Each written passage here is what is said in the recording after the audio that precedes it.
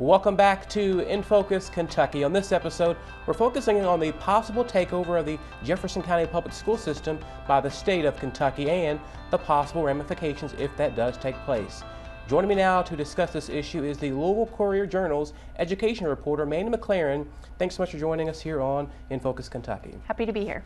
And Mandy, let's talk about this issue. You've been on the front lines, if you will, from the beginning of all this. What exactly, for our viewers, is a state takeover?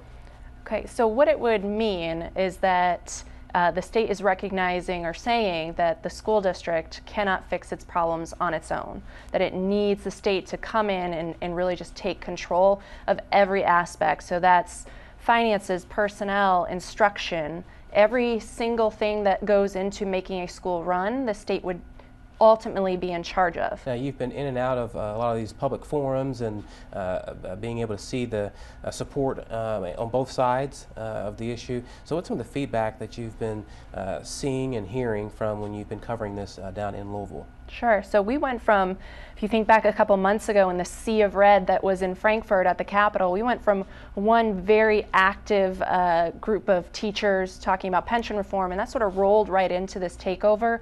And the Jefferson County teachers in particular have really capitalized on that momentum and the organizing that they had from pension reform and used it to really voice their opposition about this takeover. The teachers are very concerned about what it could mean, not just for their students and their schools, but most of them are also parents. So they're coming at this as parents and wondering what it could mean for their children's education.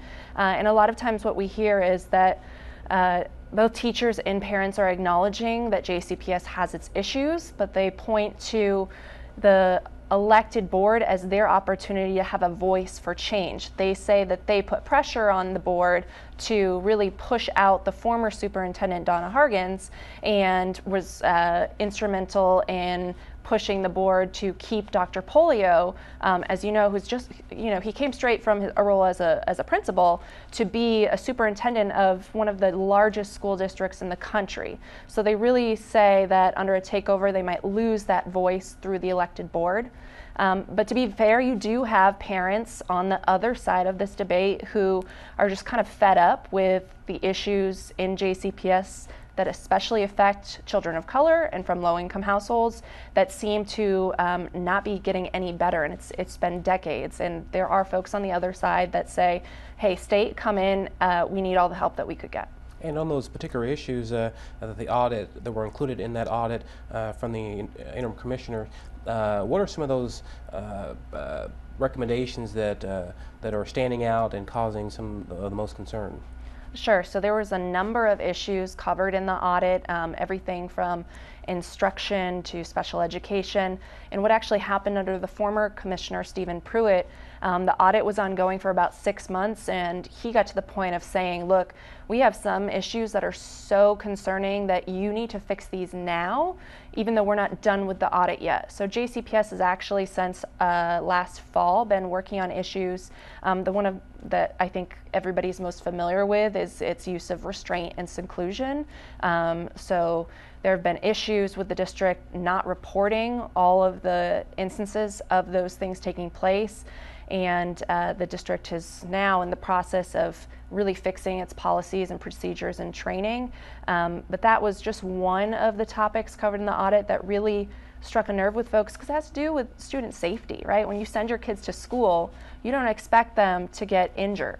You don't expect them to be abused. And I think that's really for the folks that see the takeover as necessary. And Commissioner Lewis will probably tell you this, it comes back to student safety. And as an education reporter, there are a lot of different topics that you have covered and will continue to cover, but this particular topic is one that is you've been spending a lot of time with, correct? Sure. I mean, it's huge, and I think it's something that folks nationally are paying attention to. The National Education Association, which is the largest teachers union in the country, has been giving the local union in Jefferson County support, advice from a legal standpoint. We might see the local union petitioning to be what we call like an intervener, to say that we also have standing in this case, and we want you to hear why we say that a takeover shouldn't happen.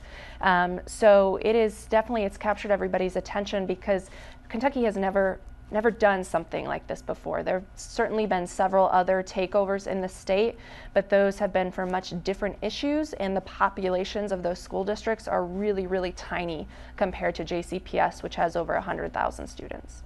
Well, Mandy, thank you so much for providing some analysis on what has been happening over at Jefferson County Public Schools, and we appreciate your coverage of the particular story and talking with us about it here on In Focus Kentucky. Thanks for having me. Absolutely. Now, thanks so much for watching In Focus Kentucky. There are many ways to keep up with updates about this show. You can watch this or any of our past shows online at spectruminfocus.com, and you can follow me on Facebook, Twitter, and Instagram. Just search at Mario Anderson TV. Have a great week.